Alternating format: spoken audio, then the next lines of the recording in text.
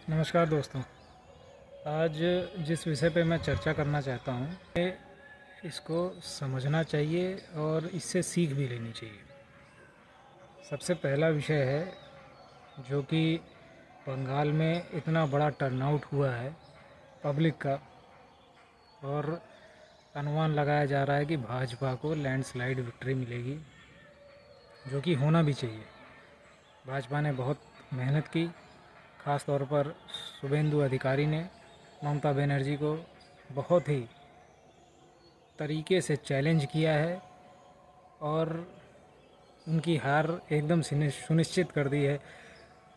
उन्होंने कहा है कि हम भी तुम्हारा केजरीवाल करेंगे, मतलब ममता बनर्जी भी हारेंगी और टीएमसी भी चुनाव हारेगी। ये भारत के लिए,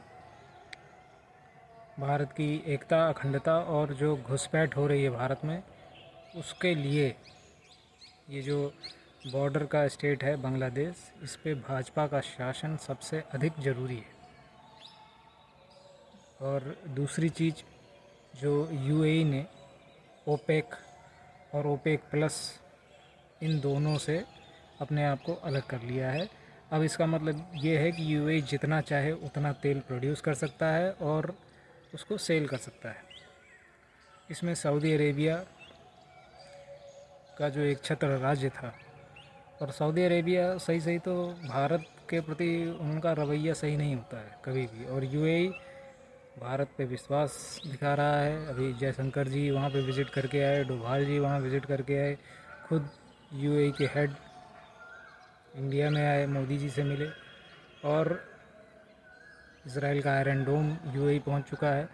मतलब यूएई पूरी तरह से भारत के साथ है, भारत के पाले में है, जबकि सऊदी अरेबिया वही उम्मा उम्मा करते हुए, अल्लाह अकबर करते हुए पाकिस्तान के साथ जा रहा है, जो पाकिस्तान उसको ले डूबेगा।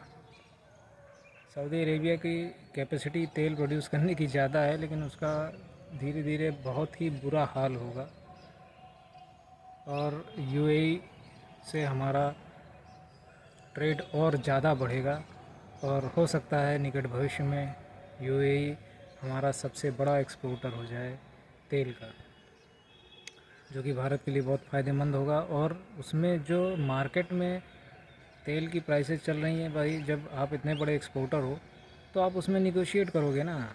ये जो ओपेक प्लस था, उसमें एक फ़िक्स प्राइस थी, उसी प्राइस में तेल को सेल करना होता था, और हर कंट्री को बस fixed amount of crude oil produce करना होता था।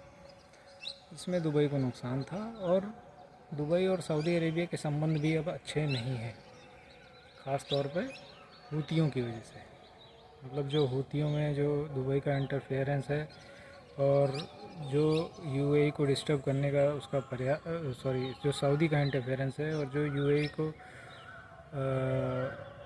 डिस्टर्ब करने का उसका प्रयास रहता है। मुझे तो ये भी लगता है कि वो ईरान के साथ भी उनकी कुछ साँठ-गाँठ है, क्योंकि जितने हमले दुबई पे हुए हैं और यूएई में हुए हैं, उतने तो इसराइल पे नहीं हुए। सऊदीया में तो उसका 5% भी हमला नहीं हुआ। तो ये दोनों बहुत अच्छी खबर है। उसके अलावा ट्रंप ने अपना ब्लॉकेट जारी रखा है। बमबारी से ज़्यादा फ़ायदा उन्हें ब्लॉकेट से हो रहा है। ईरान बेचैन हो रहा है, किसी तरीके से अब वो नेगोशिएशन करना चाहता है।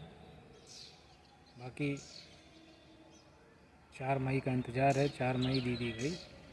जय हिंद, जय भारत, वंदे मातरम।